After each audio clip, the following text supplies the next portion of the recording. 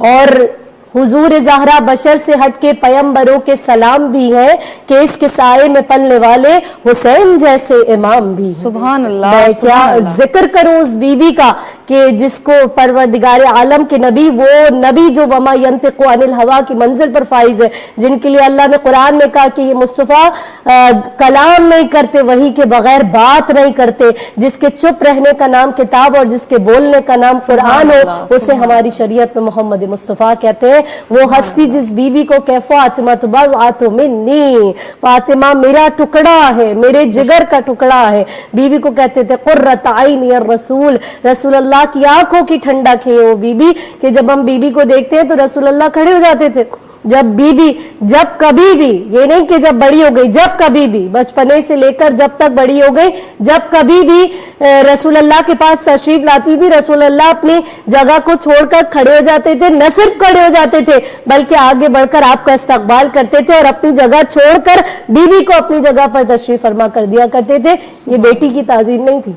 अगर बेटी की ताजीम होती तो आज हर बाप इस तरह से अपनी बेटी की ताजीम करता हुआ नजर आता। ये फातिमा ज़हरा के उस मकाम की ताजीम थी जो परवरदिगार आलम ने आपका मुतय्यन किया है कि परवरदिगार आलम ने बीबी को कायनात की औरतों की सरदार बनाया, सय्यदतुन निसाइल आलमीन। हाँ, हम इस बात पर रसूलुल्लाह सल्लल्लाहु अलैहि वसल्लम के एहसानमंद हैं, बिल्कुल, क्योंकि अरब का माशरा आप सब जानते हैं, हम सब जानते हैं, नाजरीन जो देख रहे हैं वो जानते हैं, मुझसे बेहतर जानते हैं कि अरब का माशरा वो था कि लोग बेटियों को जिंदा दरगोर कर दिया करते थे।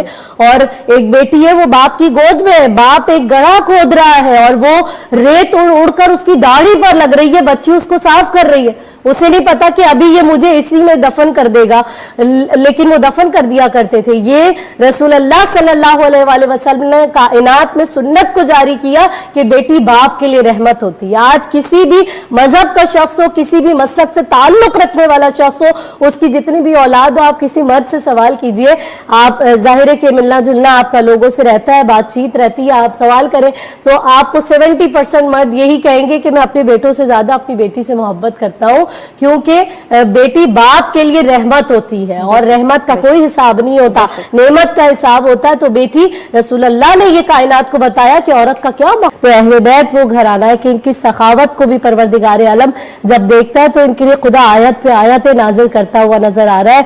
जिस तरह से अभी आपने सूरह दहर का जिक्र किया तो सूरह दहर की पूरी 30 आयात अहले बैत ने अपने नाम कराएंगे कि जब हम देखते हैं कि इमाम हसन इमाम हुसैन बीमार हो गए, वैसे तो ये खानदान बड़ा इख्तियार रखता है कायनात पे, लेकिन ये बातें हमें सिखाने के लिए कभी भी कोई मुश्किल दरपेश आ जाए, जिस तरह से रसूलुल्लाह सल्लल्लाहु अलैहि वसल्लम जब अपने बदन मुताहर में ज़ौफ़ महसूस किया, जब आपको आपका जिस्म में ज़ौफ़ महसूस हुआ तो आप बीबी सैयदा के दर पे तशरीफ ले आए। मैं कहूँ या रसूलल्लाह, अगर आप अपने बदन में ज़ौफ़ महसूस कर रहे हैं तो किसी तबीब के पास जाइए।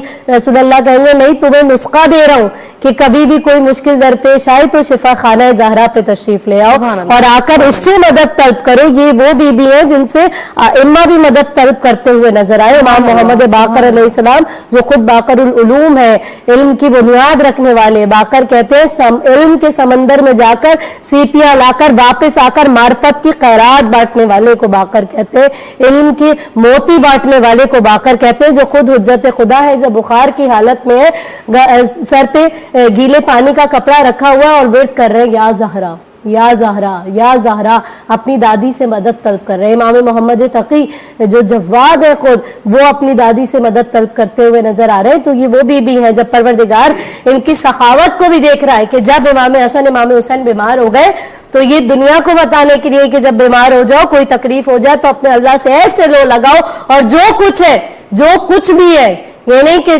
कुछ कुछ, यह जो है, जो कुछ भी है वो सब अल्लाह की राह में तकसीम कर दो। फिर देखो खुदा की करामात और उसकी मौजिज़ नुमाई और उसकी करामत और उसकी सखावत, क्योंकि वो बड़ा मुस्तजाबुद दावात है, वो अला कुल्ली शैइन कदीर है, वो सत्तारुल उयूब है, वो दिलों के हाल जानता है, वो कायनात के जर्रे जर्रे पे कुदरत रखता है। बेशक बीवी ने मन्नत मानी रसूल अल्लाह ने फरमाया फातिमा मन्नत मानी है, बीबी ने मन्नत मानी और 3 दिन तक रोजे रखे।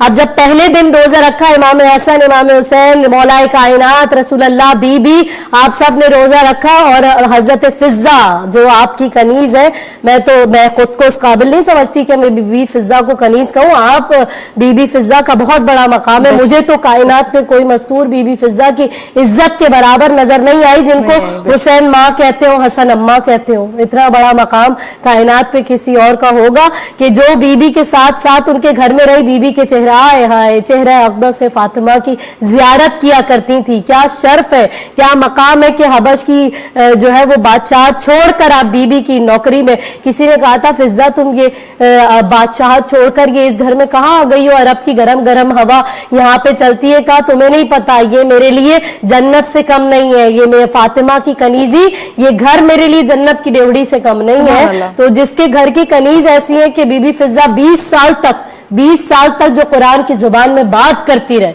जिसकी कनीज ऐसी होगी, उस घर की मालकन के क्या कहने हैं। कि फिर बीबी फिजा ने भी रोजा रखा। इमाम हसन, इमाम हुसैन, मौलाए कायनात, बीबी सैयदा, रसूलुल्लाह, बीबी फिजा, इन सब ने रोजा रखा। और जब इफ्तार का वक्त आया, दस्तरख्वान सज गया, बैठे इफ्तार करने के लिए, तो जो एक एक रोटी सबके पास थी उनके हिस्से की, उसी वक्त ऐन साइल आया। मैं क्यों ना यहाँ पर कहूँ कि फातिमा उसको कहते हैं जिसके दरवाजे पे दोनों जहां के फकीर खैरात मांगने के लिए आते हो, अर्श वाले, कभी दर्जी बन के, कभी यतीम बन के, कभी मिस्कीन बन के, कभी असीर बन के, फर्श वाले, कभी अबूजर बन के, सलमान बन के, कंबर बन के, मीसम बन के, जिसके दरवाजे पे आते हो उसे फातिमा कहते हैं।